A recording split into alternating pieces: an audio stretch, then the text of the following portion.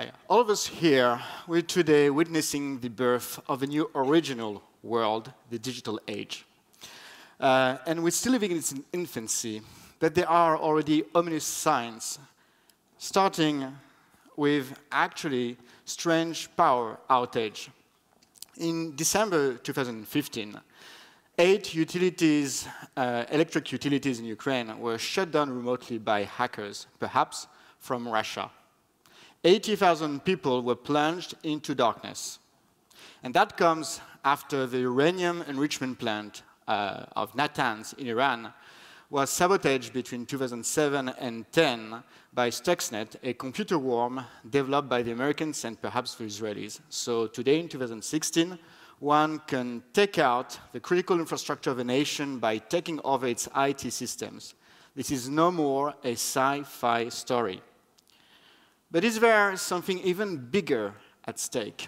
Well, yes, because in history, information technology has always been fundamental to define what is our civilization. Without writing, the religions of the Holy Book would not have any Holy Book. Without the printing press, Martin Luther would not have been able to spread the contest of Reformation in Europe. And without mass printing in the 19th century, the ideas of socialism and liberalism would not have been able to spread in Europe, planting the seeds for very important democratic debates. But without the radio, in totalitarian regimes in the 1920s and 30s may not have been able to get the grip they had on populations' minds. So indeed, a lot is at stake with any new information system. So what is the digital information system? Well, basically, it's a language made of 0 and 1 that we've created to speak to a new species that came on Earth 200 years ago. Complex machines with the Industrial Revolution. The first one to speak it was French, of course. It's the Jacquard loom of 1801 with punch cards at the onset of the Industrial Revolution. And since then, we've actually reached a very important threshold in this rise of the digital age. As Martin Hilbert from University of Southern California has shown in 2011 study, by the end of the 2000 decade, analog information, the one that is not encoded in 0 and 1, like for example in printing books, analog information started to rapidly decline, and digital information made up the vast majority of information used in all sorts of activities. So the birth of the digital age dates back to the second half of the decade of the 2000s. It's extremely recent. And of course, it includes all sorts of activities, including business and economic activities. And that's why today ICT, the information and communication technology sector, is the largest in the US stock exchange, or why 5 of the top 10 largest companies in the world by market capitalization are IT companies. As Mark Andreessen, the founder of Netscape, wrote in 2011 in the Wall Street Journal, software is eating the world. So cyberspace is a critical sector. Losses would be huge if it was gone overnight. In history, security has always been organized around the protection of key assets and commons: land in agricultural societies, sea lands, and access to key input as oil in industrial societies. So it's logical that major threat to cyberspace would be reason enough to go to war, which was confirmed by declarations of the Pentagon to the Wall Street Journal in 2011. So power now is shifting into this space made of 0 and 1. But how do you compete in a military or business battlefield that is itself an information space? And what are the problems you need to solve to win? If you look at cyber conflicts, first problem, you may not know who is behind the cyber attacks.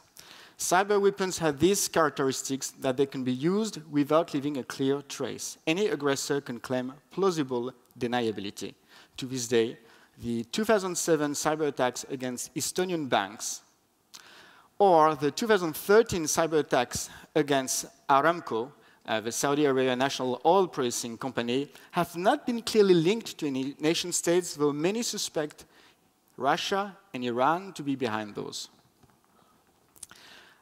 Second problem, cyber weapons are strategic weapons. You can wipe out the electrical distribution system with them. But To the difference of strategic nuclear weapons, which leave no doubts about their lethal, terrible effects, with cyber weapons, there is still no clarity on the effects. If your capital city is being cyber attacked and then plunged into darkness, when should the government start to protest, mobilize the army, or launch an attack? After 1 hour, 1 day, 1 week? We're faced with very moving red lines. Now, a nation that knows what's going on and who is behind the attack will be the one best able to respond, the one with most power and influence. And then it can respond in cyber, or it could respond with diplomatic and conventional military means. Chnalthi Safton, sorry pronunciation, know thyself, was the maxim inscribed on the temple of Apollo at Delphi and had many different interpretations. But in the cyber age, it will mean military advantage. And that brings a new role for the state. In Max Weber's classical definition, the state is the monopoly of large-scale violence. But in cyber, the worst violence is the ability to change a 0 into a 1 and make you believe it's a 1, well, it's actually a 0. These are called semantic attacks.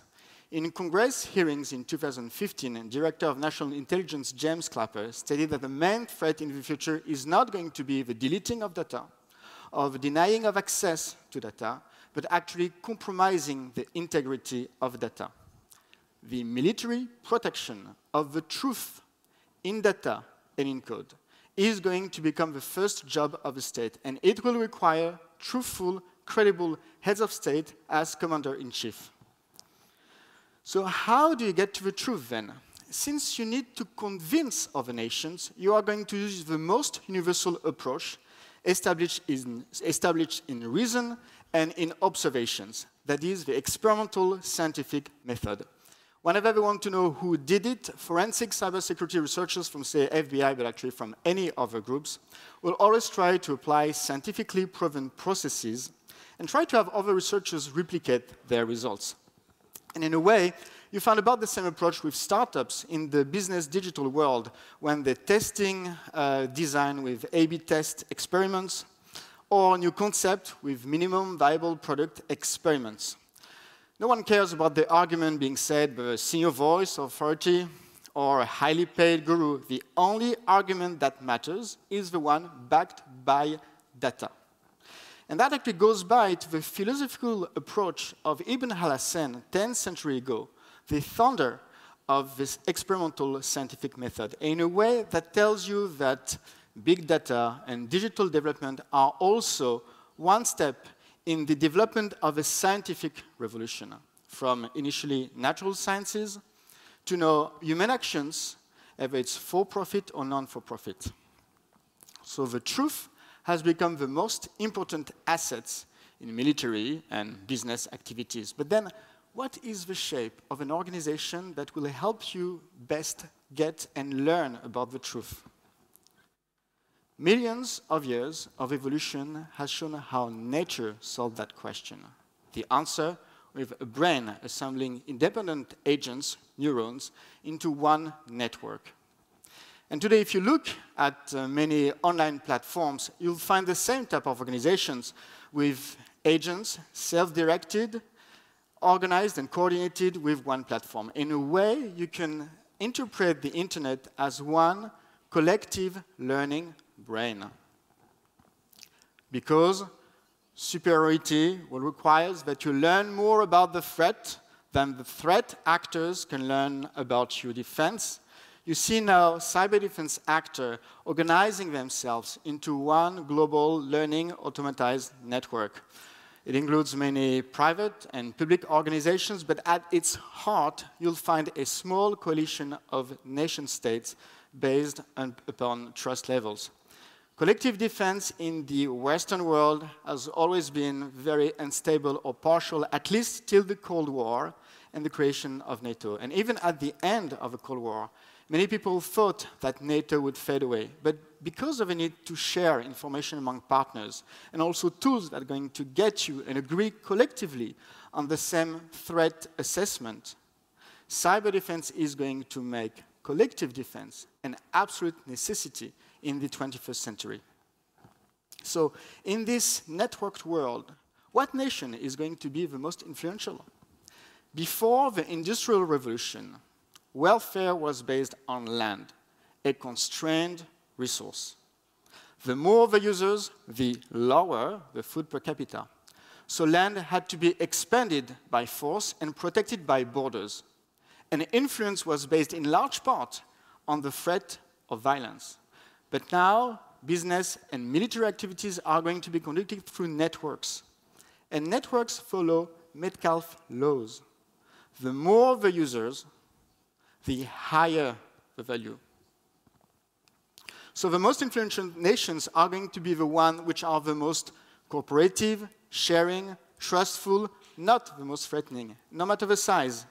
Power is going to be determined by how talented and useful you are to others, not simply how big. And that explains why small countries like Israel or Scandinavian countries are today already or may become soon global cyberpowers. But nation-states themselves may be partly disrupted. The real assets will always reside on the national territories, but the selection of the assets belongs to the global networks specialized around vertical industries. One network, for example, to get the best online tech education with Udacity, and then one network to get a freelance job using, for example, Upwork or Hopwork, and then all of your Bitcoin and PayPal payment protected by the components of the global cybersecurity network. So to make a living, you're going to care less and less about your local territory and more about access to global networks. So nation-states' value is going to relatively decline. Now,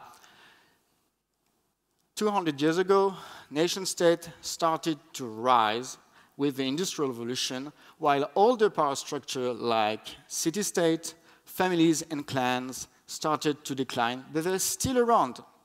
And nation-state is still going to be around, but now it's the time for the global networks to start to ascend.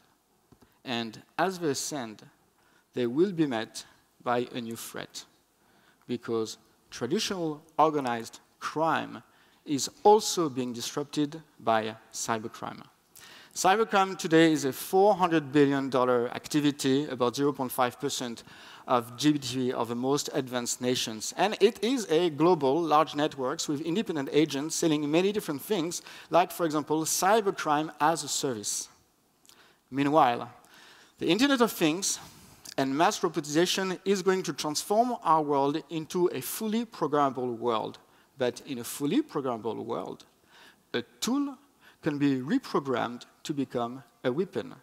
So your insulin pump may not give you the right amount of insulin, and you may die. Or you may lose the control of your car and die.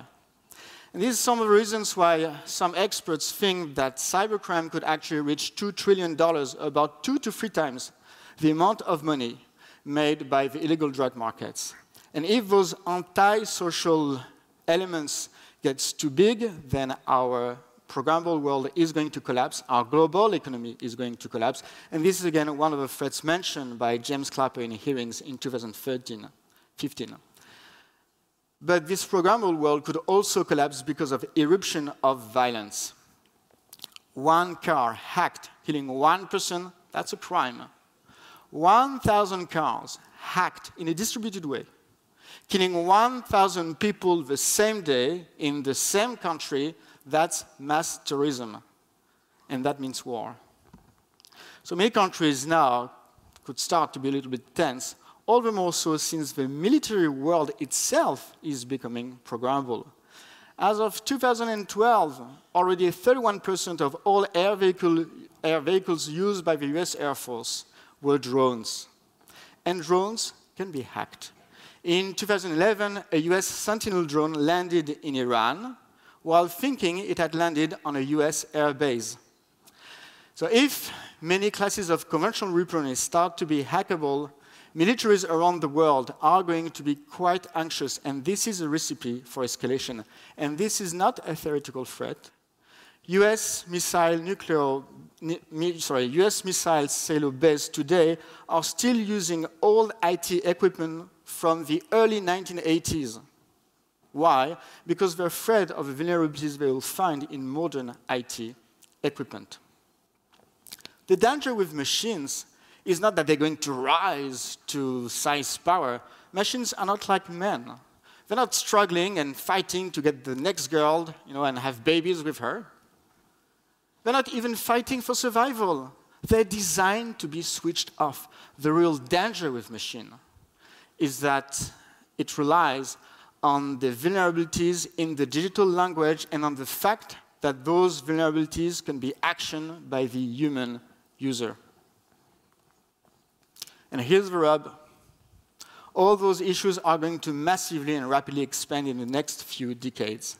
Between today and perhaps 2022, according to a few experts and different point of views, there will be, or maybe there is already today, a supercomputer in a civilian lab with the theoretical calculation power of a human brain. Usually it takes 15 to 20 years for the theoretical calculation power you find in the top lab to be found in mainstream commerce. So imagine the type of calculation power we will have at our fingertips in about 20 to 30 years from now. On top of that, some US Air Force researchers estimate that by 2035, there will be 2 trillion connected devices in the world. If only 5% of them are actually autonomously moving, then there will be more robots than human beings on Earth in about 20 years from now. So mankind is going very soon to have on its hands the power of gods thanks to those super intelligent machines. And then perhaps we'll build this world based on truth, the scientific method, networks, and collective defense, or we may degrade and collapse those networks and then collapse our world, and then perhaps trigger rapid international escalation. And in that case, cyber age will collide with the atom bomb age, an age we've already been in since 1945. And then it becomes very hard to predict if the demons of terrorism and war are going to be contained, and if there will be a happy end to this origin story. We all talk a lot about the risks of global warming and its catastrophic impacts in 100 years from now. But the funny thing is that actually very few people talk about some of the risks here that could happen in only 30, 35 years from now. But this is our challenge. And for all the people here and beyond, for this generation, this may be our ultimate moment of truth. Thank you.